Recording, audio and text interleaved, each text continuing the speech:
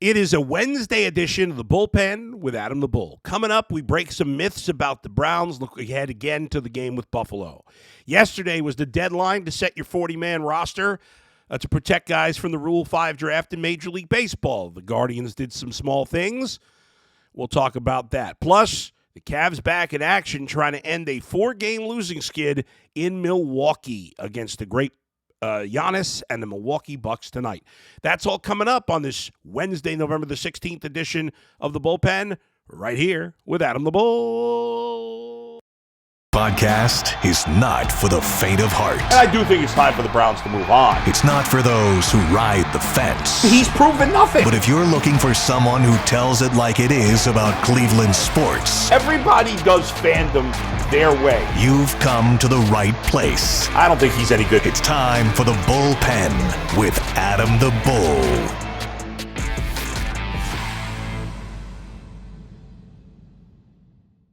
Bow, bow, bow. Bow, bow, da, bow, bow, bow. All right, folks.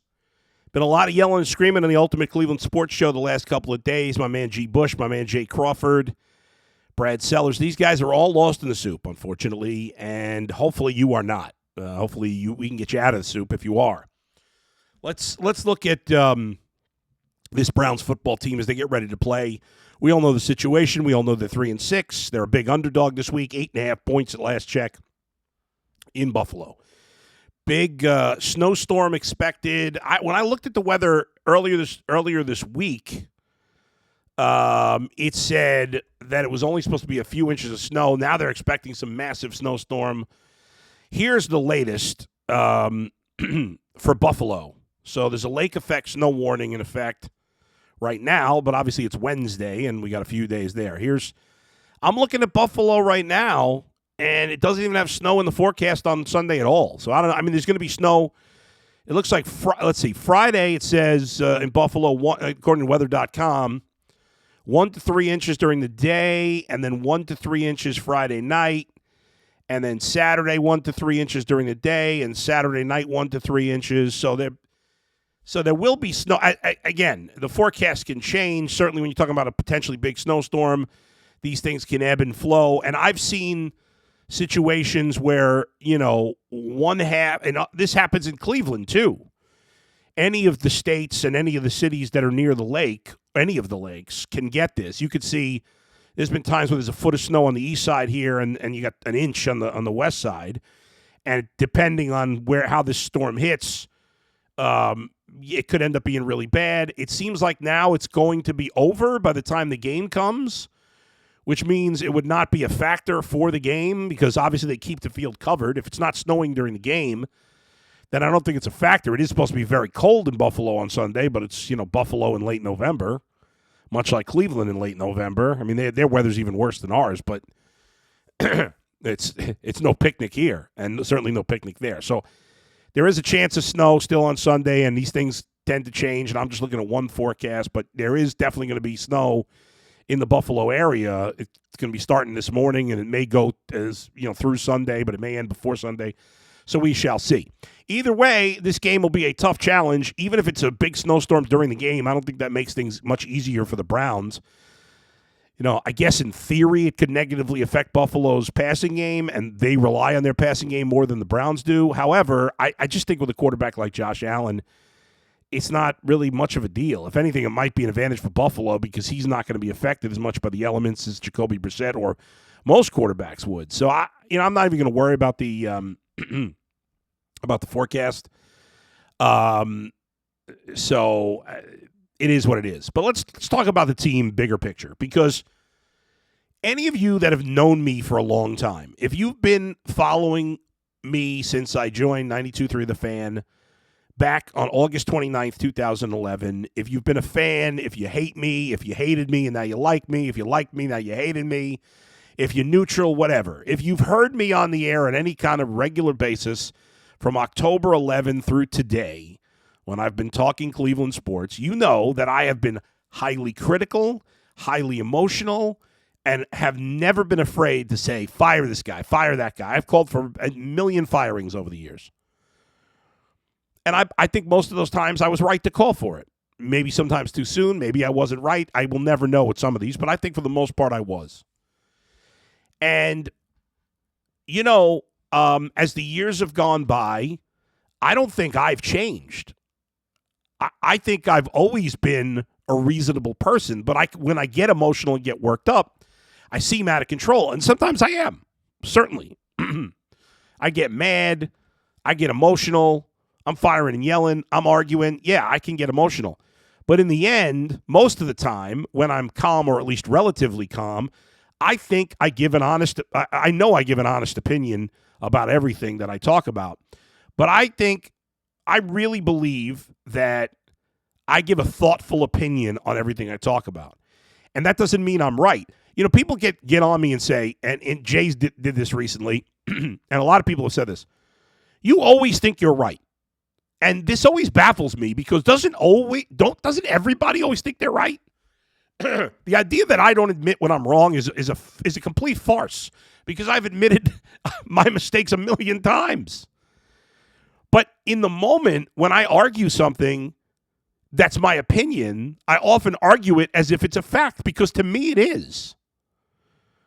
Now sometimes, it turns out not to be, and I know at the time when I'm arguing for something that's an opinion that I know it's my opinion, but that's how passionate I am about it. That's how strong I believe in it. I'm not afraid unlike a lot of people, I'm not afraid that when I get more information, and if that information tells me my opinion was wrong, I'm not going to say I'm happy to admit it, but I do admit it. I don't want to be wrong.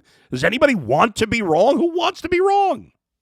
The only time you want to be wrong is if you pick your team to lose a game. Then you want to be wrong, but generally nobody wants to be wrong. So when I'm fighting for and you say, well, you always think you're right. Well, don't you? All of you listening?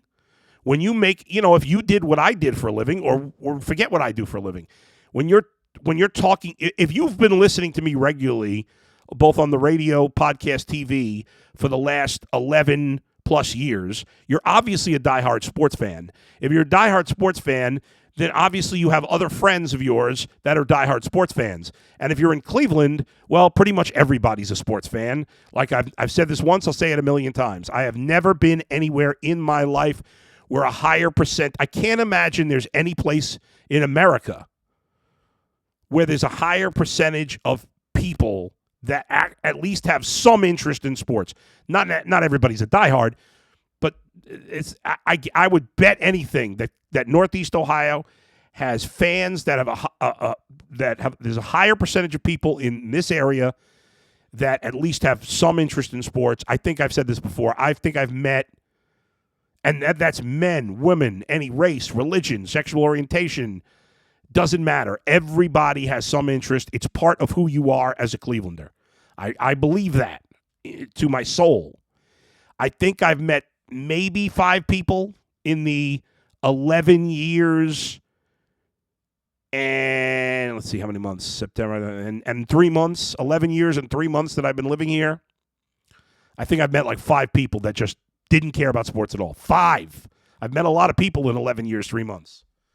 And I think I've met 5, maybe 10 at the most, probably not even that many, that don't care. So my point is, if you are passionate about sports, which anybody that's listening to me regularly must be, otherwise you wouldn't be listening to me as much as you do. So if you're that passionate about sports, well, then you have arguments with your friends, and I'm sure when you argue with your friends, you don't, and you believe in something and your friend thinks something else, do you not always believe? Do you ever make an argument when you don't believe you're right? Why would I argue for something that I don't believe is? If I think I'm wrong, if I think there's a reasonable chance I'm wrong, why would I make an argument for something? What is the point of that? Unless I was a liar, which I'm not. I detest liars. So, as we get back to it, my initial point here, if I can find it, is that when you look at the Browns, we got to separate myth from reality. The myth is that the Browns don't run the ball enough. That's not really true. Kareem Hunt and Nick Chubb combined have more rushing attempts than any other 1-2 punch in the backfield. There's no two running backs on any team that have more carries. This idea that they don't get the ball, we could always argue there could be a couple of more carries here and there. But this idea that they don't get the ball enough is silly. Yesterday, it was argued on the show. Oh, the Browns are not doing well. Time of possession's a problem. They don't have. That's why they're losing, time of possession. The Browns are 5th in the league in time of possession. And they're 5th in the league in time of possession with the worst run defense in the league. And as Jason Lloyd pointed out to me yesterday, I was texting with him, they have one of the worst run defenses in the history of football, in the modern history of football.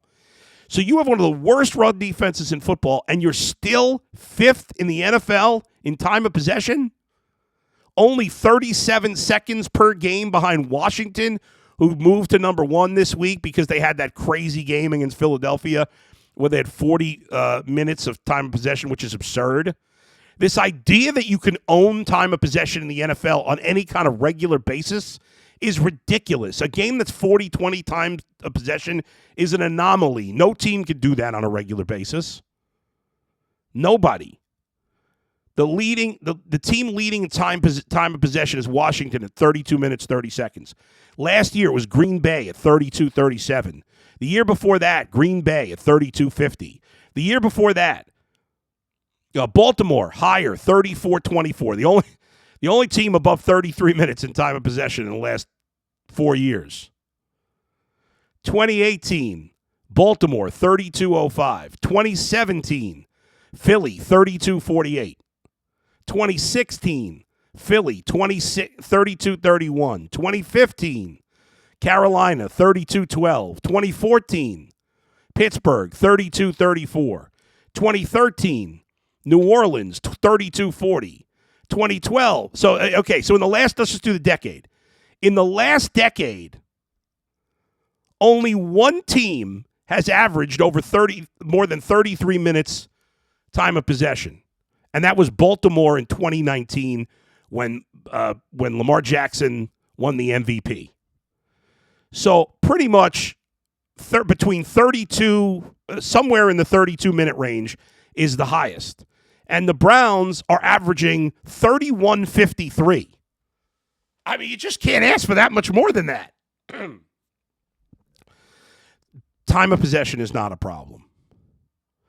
Offensive play calling is not a problem. The Browns are where they are. Now, let me clearly say that doesn't mean Kevin Stefanski doesn't get a pass or gets a pass. The Browns are 3-6. He is the head coach. That's on him. Now, how that manifests itself, well, that's ultimately up to Jimmy Haslam. And it's ultimately up to all of us individually how we think that should manifest. What I think it should be is the main reason they're losing is their defense.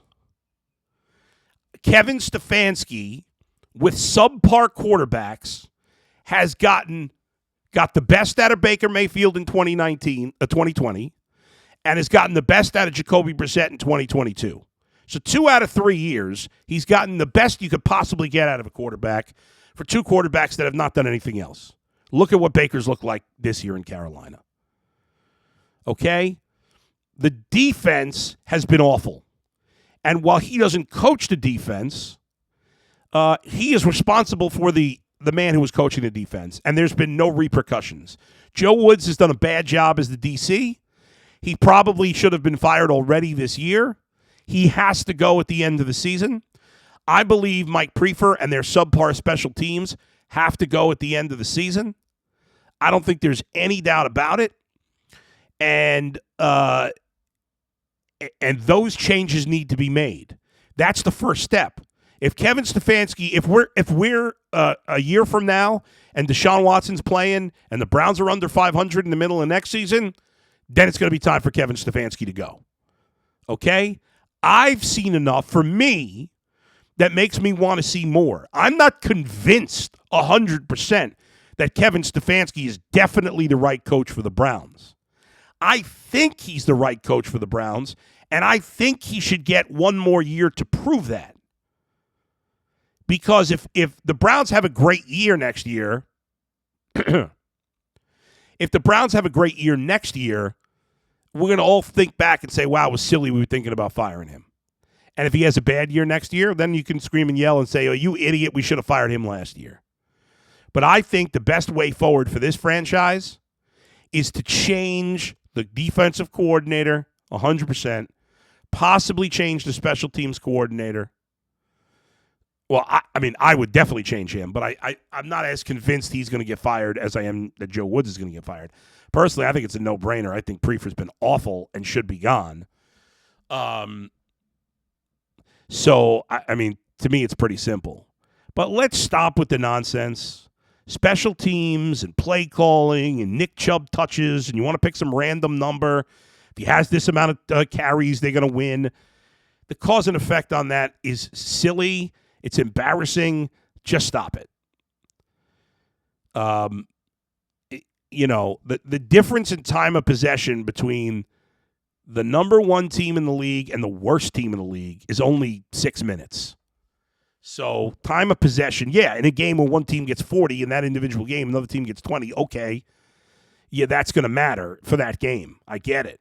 But that doesn't really work that way very often. It's very rare that a team gets 40 minutes of possession time, and you could run the ball as much as you want. That's not going to happen every week. In fact, it's probably not going to happen at all, maybe once or twice a whole season if you're lucky, no matter how much you run the ball. Especially when a team knows you're going to do it all the time, and the Browns can still do it effectively, but still. All right, folks, I got to talk to you about BetOnline. BetOnline is your number one source, betonline.net, your number one source for sports betting info, stats, news, and analysis. Get the latest odds and trends for every professional and amateur league out there, from football to basketball to soccer and esports. We've got it all at betonline.net. And if you love your sports podcasts, you can find those at BetOnline as well. We're always the fastest and easiest way to get your betting fix. Head to the website today or use your mobile device to learn more. BetOnline, where the game starts.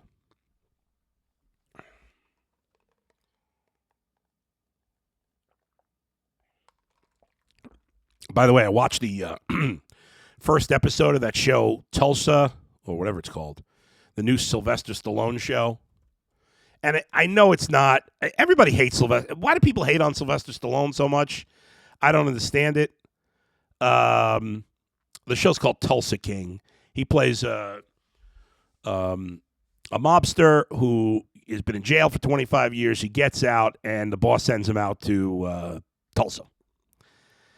So I watched the first episode, and I enjoyed it. I get why some people think it's not good or whatever. It's cheesy. It's not realistic. Who cares? I love Stallone. I love watching him do things. I like seeing him that he's playing a mobster. He hasn't really done that. He did that stupid comedy years ago. It was awful. I think it was called Oscar or something, where he was in the mafia. I love mafia stuff. Some people are uptight about it. It's entertainment. I enjoy it. And I think it's fun. There was a really funny line in the first episode that literally had me laughing out loud. Like, to the point where I had to pause the show because I was cracking up so much. I enjoy it. By the way, I watched this show on Amazon called The Devil's Hour. It's a bizarre show. It's a British show. It was good. Check it out. All right, let's get to some baseball. So yesterday was the day on the MLB calendar where by 6 p.m. you had to set any player that is unprotected in the minors. There's a certain amount of time when you're drafted based on your age when you're drafted. I can't remember the exact years now, but once you're 19, when you're 19, I think it's, I want to say by the fourth year you have to be protected, and 18 the fifth year, could be 5 and 6. I can't remember now off the top of my head. But so there's a bunch of guys. The Guardians already had a pretty full 40-man roster, and there's a bunch of guys that they needed to protect. Otherwise, they could potentially have been lost in the Rule 5 draft. The Rule 5 draft happens during the winter meetings. I believe it's December 7th this year. That's when players who are not on 40-man rosters, who have that certain amount of service time in the minors, years in the minors, can be taken by other rosters. Excuse me. Pardon me. I know it's bad.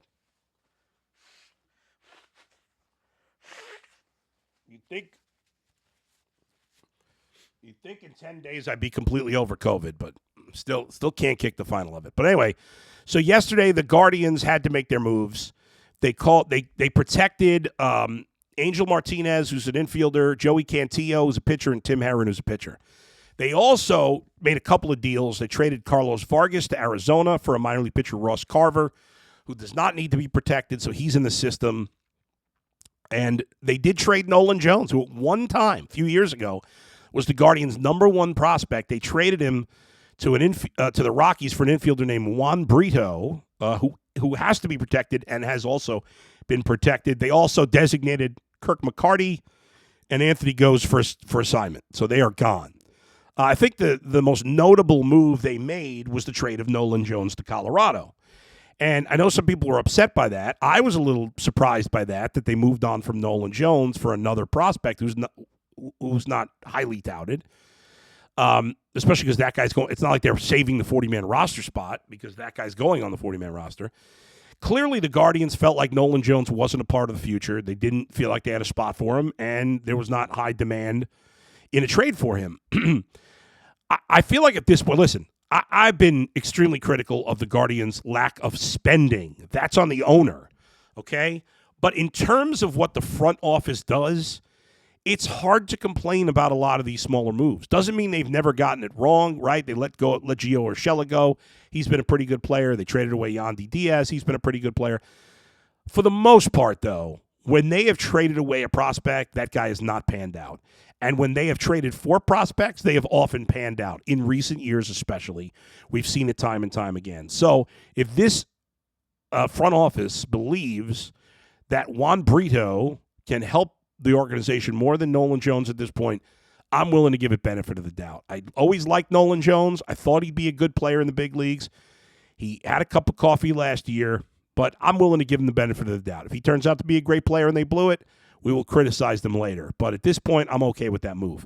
So the Guardians roster is at 40, as are most teams in the league. There are some teams that are under, but they are solidly right at 40 right now.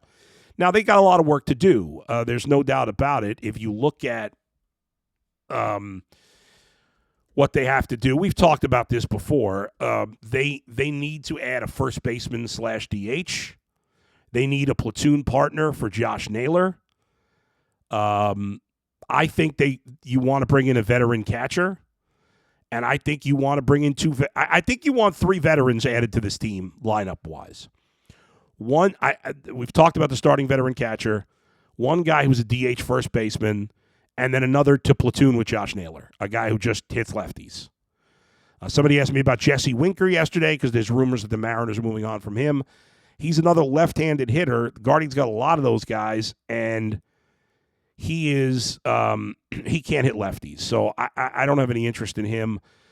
I want a platoon partner with Naylor and another guy that could play every day first base DH and veteran catcher. If they want to go with Bo Naylor at catcher, all right, I'll live with that. But you got to add at least 2 veterans to the lineup. I think they should add a veteran starting pitcher, and I'd even add 1 veteran to the bullpen as well. Doesn't have to be anybody too crazy. Bullpen's in pretty good shape. All right, take one more break. When I come back, I'm going to wrap things up with Cavs-Bucks. Big game tonight. Cavs trying to end a losing skid. That's coming up right here in the bullpen with Adam the Bull.